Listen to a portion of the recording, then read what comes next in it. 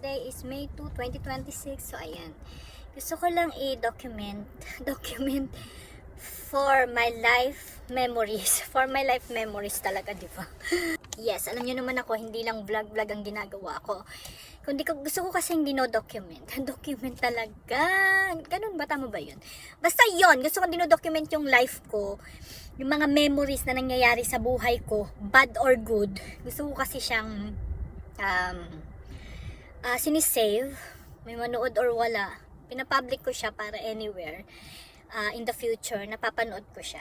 So, ito ay mga ina-upload ko sa YouTube ko and social media account. So, maliban sa gusto ko siyang mapapanood in the future pag nakalimutan ko na, kasi tingnan nyo, like now on the spot, 'di ba? Gusto ko na siyang ikwento. Kasi kukwento ko yung nangyari now, hindi yung naalala ko ganito. So ayun, nagtrabaho ako ng first time akong nag-work ng casino. So eto sa ko, na-hired ako ng February, naalala ko February 16. Yun yung kinabukasan, namatay nga yung kuya ko, kaya hindi ako nakauwi ng Pilipinas kasi first day ko nung February 16. So yun, tapos ngayon pala hindi ko na siya mapupursue, ano ganun, hindi ko na siya matutuloy. So as of now, naka February, March, April, parang naka 3 months din ako. Almost 50 days of work. Yung working days ko ha. Parang papunta na almost 50. Hindi pa ako naka 90 days. Hindi ko na pa natapos yung probation. Actually, nung 2 weeks pa lang, medyo hindi ko na gusto yung job ko. Medyo may time kasi na, alam nyo, ang mahirap kasi kapag meron kang trabaho, yung iniisip mo laging sasabihin ng ibang tao. Minsan iniisip ko na, mabait naman yung manager ko, ba't ako aalis? So ganun, isa yun yung mga kino-consider mo, or minsan meron kang mga friend na mga nagre-recommend, 'di ba, yung nire-recommend ka para ma-interview ka. So isa din yun yung kinonsider ko na nakakahiya kasi ni-recommend ako. So tapos yung manager ko ganyan, at as nakakahiya kasi ganito. Pero alam mo yun, yung burnout ka na sa trabaho mo, stress ka na hindi mo gusto.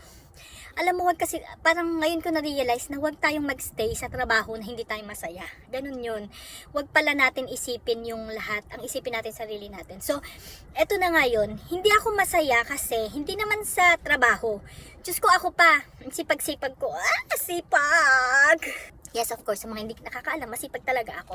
Pero kasi, yung field ng work, hindi ko akalain kasi hindi sa Pilipinas naman, hindi naman ako nakakapasok ng casino. Parang isang beses lang ako pumasok noon, or minsan kung pumapasok man kami sa casino sa hotel, mga ganun, pero hindi ako nagka-casino, or wala akong pinupuntahan sa casino.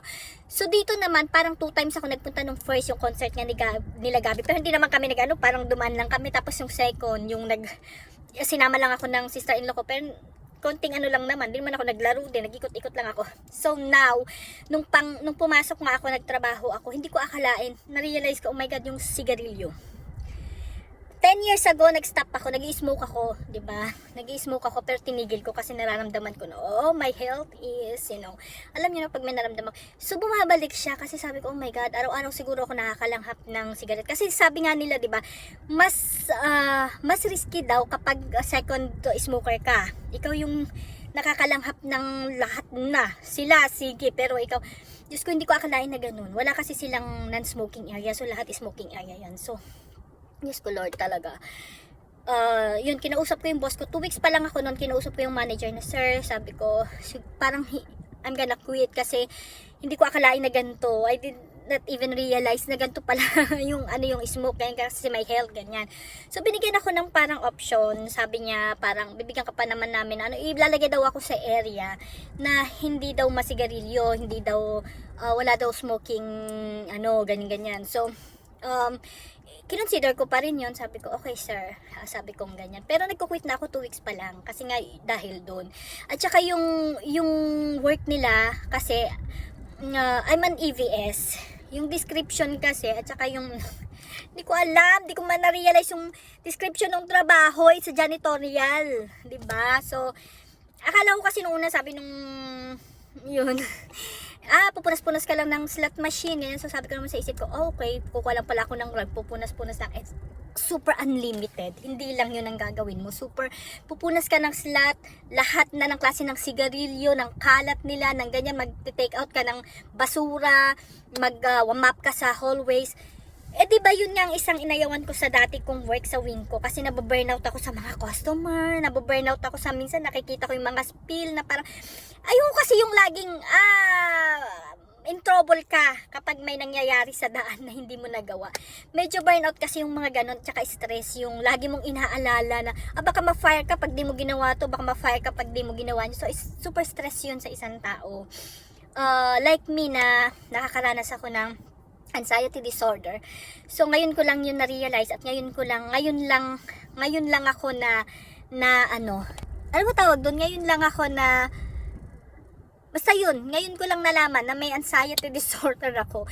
Dahil sa mga kasi kukwento ako sa doktor na ganito yung mga nangyayari sa akin, na siguro noon pa.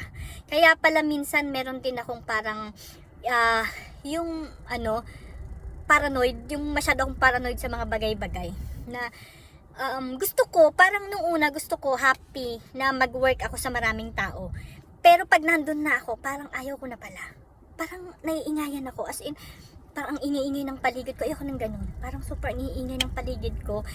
Doon ko na-realize na meron nga pala akong anxiety disorder na minsan nakaka-distract na sa lifestyle talaga ko.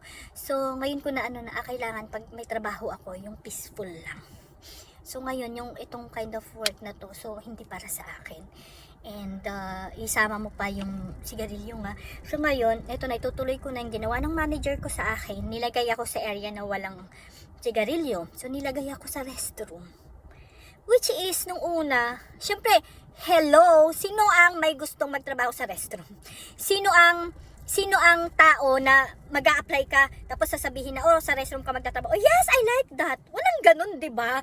Walang taong gustong magtrabaho sa CR. Diyos ko lo, 100% ako dyan.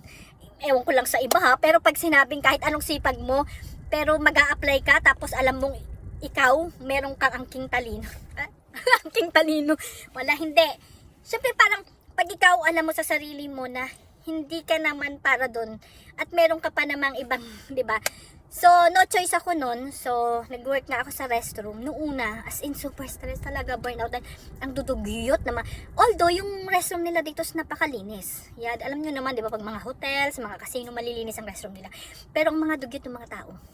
So, nung una, sabi ko, medyo okay na to. Kaysa doon ako sa slot na nangangamoy sigarilyo. Okay na, dalawang sigarilyo, ganyan-ganyan. Okay na naman ako hanggang sa ilang days na ako nag-work doon. Tapos nagpales pa ako ng days. Parang 3 nights na lang ako. Nagpales na lang ako. Parang sabi ko, part-time na lang. Kasi medyo okay na naman ako. Kasi ayoko naman yung 5 days sa restroom ako, no? Everyday restroom ka. Parang, kasi nakaka-andugyot talaga ng mga tao. Tapos, ang naging problema ko naman dito, although nakakayanan ko na siya, kasi wala naman yung mga tao naman, diba, pulot-pulot. Tsaka may picker naman, mayroong dustpan, may map naman na gagamitin. So, hindi ako nandidiri doon. Kasi, diba, sanay naman tayo. Diyos ko, sa care home nga, naglilinis pa ako ng poops ng mga alaga, diba? Sanay naman ako sa ganun.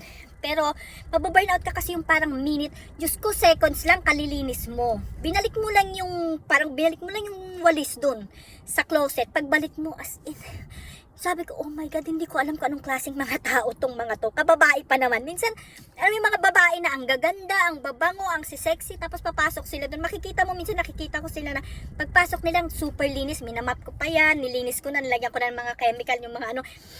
Pagdating niya, paglabas niya, Diyos ko, ewan ko. Minsan kalat ang tissue, kalat ang napkin. Hindi ko alam kung saan.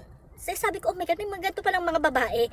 Kasi ako minsan, parang kung mag-CR ka sa restroom, kahit nga madumi di ba, man lang yung tissue mo na pinaggamitan mo, itapon sa tamang basurahan, yung ganun. Parang sabi ko, my God, anong klaseng mga tao to? Ganun ang nangyayari sa akin araw-araw. So parang oh my God, stress ako. Ang isa pa, ang pinaka, ito, yung chemical. Kasi sabi nga ng isang kasama ko doon, huwag ka nang gumamit ng chemical pa. No way! Nagtatrabaho ko doon sa loob, hindi ako gagamit ng chemical. Gagamit ako ng chemical, syempre, para malinis din yung surrounding nung pinagtatrabahuan ko. Diba? Hindi naman pwedeng hindi. Alam mo, iwanan ko yung tae nila doon. Or, di ba, pag may mga bakat ng poops doon, iwanan mo. Hindi po pwede. Kailangan, kasi ako, sa totoo lang, pag nagtrabaho ako, laging two-side yan. Ako yung, parang lagi kong iniisip na ako yung guest, ako yung customer, ako yung iihi doon. Anong pakiramdam nung ang dumi na hindi nalinis? So ako kasi laging ganun, lagi kong iniisip na isa sapatos ko yung sapatos ng iba. Ako naman yung nandun sa side nila, di ba? So kahit na napakadugyot ng mga nagsi-CR doon, go pa rin ako. So lagyan ko chemical yan, yung mga para mga bleach, para malinis, para yung sa next na gagamit, malinis naman. So, ang naging problema na naman ngayon is yung chemical. Siyempre, yung amoy, yung nalalanghap ko na naman siya. So, medyo mararamdaman mo kasi yan sa baga mo na parang, tapos, parang ewan ko, tuwing papasok ako dito, lagi na lang akong parang magkakasakit. Yung parang, hindi talaga ako happy na pumasok. So, yun, doon ko na-realize na, tapos nagtatanong ako sa iba na ganyan. Kasi sabi na, ay naku ate, huwag ka nang pumasok sa environment na ayaw mo talaga, na parang napipilitan ka lang dahil sa trabaho. So, yun. So, today, May 2, 2026, andito ako, kaalis ko lang sa office. Nagpaalam na ako kay sir, nagbigay na ako ng resignation letter, binigay ko ng aking badge and ID. So, wala na, kinuha ko na yung gamit ko. And, so ayun, i-attach ko pa rin dito. Actually, meron akong mga video minsan dun sa restroom na ginagawa na mga video. So, pwede ko na siyang i-upload dahil di naman ako nag-work dun. So, ayan. So, kasi parang memory ko nga di ba? So, yan. So, it's time for me to say bye-bye. Yan. Siguro, masasabi ko, okay lang din na nandito ako kasi na nag-work ako dito. Experience siya para sa akin. And masasabi ko na siguro iba-iba tayo. Ako kasi may mga nagtatagal kasi as EVS attendant. EVS attendant kasi hindi na lang nila diretso yung janitorial. So yun yung napasukan ko. Siguro pag sa ibang mga department, magaan-gaan, medyo okay. Pero kasi yung napasukan ko, hindi talaga. Tapos yung kinda work mo, 'di ba? Parang mas malaki pa nga yung dati ko sa care home ko kaysa dito. So parang ba't ko ipagpapalit yun? Although, kasi nga, ang iniisip natin is benefits. Dito kasi magandang benefits, merong insurance, merong mga PTOs, may mga sick leave, mga ganun. So, ngayon, sabi ko, okay, meron kang magandang ang benefits, pero yung health mo naman, tsaka burnout ka, stress ka lagi, parang hindi siya fit para sa akin. Akin lang ewan ko sa iba. So, yun. So, it's time for me to bye-bye and that's it. Ganyan talagang buhay, diba? So, parang, hindi natin masasabi. Kasi may time na parang, nung una, super, eto, yung una, as in, parang, ano pa ako niyan? Yung una, parang, ano pa ako, ano tawag dito? Excited pa ako. Kasi feeling ko talaga maganda yung ng trabaho. So, minsan, at saka minsan, ang ayoko, yung, kaya pala nagsasabi yung ibang mga kasama ko na, ang ganda naman ng work dito as EVS ang ganda naman ng job. Kasi relax lang. Relax lang kasi alam mo yung mga nagtatrabaho sa restroom, nandun lang sila nakatambay. Hindi mo sila naglilinis. Minsan nga nandun lang siguro sila sa isang room dun sa restroom, nagtatambay sila dun, natutulog, diba? Kasi pwede mo namang gawin yun. Minsan nga ako pag okay na, wala ka nang gagawin, tambay ako dun minsan 5 minutes. Ganun, pero hindi kasi tayo ganun. Alam niyo naman tayo mga Pilipino, or ako, or sa karamihan sa atin, is hindi kasi tayo magtatrabaho nung trabahong ganyan-ganyan lang. Yung mga trabahong emek-emek lang, di ba? Kailangan magtrabaho tayo, yung isusulit din natin yung sinusweldo sa atin. Ganun naman, di ba? Hindi tayo, bawat minuto, bawat win-work talaga. So, hindi ako yung bara-bara lang mag-work. Hindi yung, wag mong gawin yan, ayaw mo na, punas, ganun. Hindi talaga. Kasi, parang lagi kong nilalagay yung sarili ko, paano pag ako yung gagamit dun? Or pag ako naman yung may negosyo niyan, yung laging ganun, lagi kong nasa isip yan. So, yun. So, sa ating lahat, sa mga alam ko may mga makaka-relate. Yung iba kasi parang hindi sila makaalis kasi may nag-recommend, hindi sila makaalis kasi ang dami nilang kinukonsider na bagay. Pero alam mo minsan ngayon ko na-realize na wag mo isipin yun. Kasi minsan parang nakakahiya ganyan. Pumunta nga ako, medyo nainis yung manager. Now I know, I understand, medyo frustrated siya. Disappointed siya sa akin kasi ganun nga. Siguro hindi pa niyan masyadong nakilala talaga ako, pero wala ganun talaga.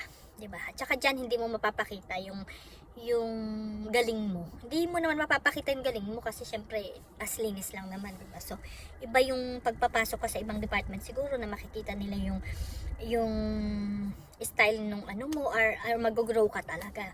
Pero dyan hindi. So, tapos stress ka. Basta ang daming stress. So, parang sabi ko for now, oh my God, free na ako. Parang hindi ko na kasi isipin yung, papasok na naman ako. Alam mo, minsan kasi, ang hirap nung papasok ka nga dahil mas iniisip mo yung ibang tao. Ang hirap nung papasok ka kasi nahiya ka lang sa manager mo. Ang hirap nung papasok ka kasi ang dami mo talagang iniisip na iba, pero yung sarili mo hindi iisipin. Paano pag nagkasakit ka? Hindi mo naman sila, 'di ba? Naalala ko kasi may nagsabi sa akin, tita ko, si Auntie Tina ata, sabi niya sa akin, ingatan mong sarili mo. Dahil ang manager, ang mga boss na yan, anytime makakahanap sila ng kapalit mo. Pero ikaw, pag may nangyari sa'yo, hindi ka mapapalitan ng pamilya mo. Gaya nang nangyari sa akin sa wing ko noon yung panay. Gaya, may bakat pa ako ng mga ano ko, diba? Doon niya sinabi sa akin na ingatan mo sarili mo. Huwag kang masyadong magpaka-stress at saka huwag masyadong akuhin lahat. Kasi pag may nangyari sa'yo, yung boss mo, papalitan ka anytime. Pero yung pamilya mo, hindi ka mapapalitan. At saka yung mga boss na yan, ngayon ko na-realize, oh my God, mabait lang yan sa'yo kapag may pakinabang ka. Pero pag wala ka ng pakinabang, huyo ka na. Yun. Wala lang, na-notice ko lang. So, that's it. Wala tayong magagawa eh. Isipin din natin ang sarili natin, hindi lang para sa ibang tao. Yun lang. So, yan, na-document ko na naman ng isang memory ng buhay ko. O, diba? Kasi, syempre, lahat ng mga nangyayari sa buhay natin, hindi natin yan minsan naalala na in the future, pag nagkaedad na tayo, 80s, 70s, 80s na tayo, minsan, ay, oo pala, trabaho ko sa ganito, ano na ba nangyari? Minsan, di ba nakakalimutan natin kung ano na yung reason ng pagpasok mo, kung ano na yung reason ng bakit ka umalis. So, ako kasi gusto ko talagang dinodocument na lahat. Kahit kinukwento ko, may manood o wala, I don't care. Kasi ako ang manunood na to in the future of my life. So, ayan lang. Bye! And sa susunod na naman na kwento ng aking buhay na Lynn's Life here. Buyers!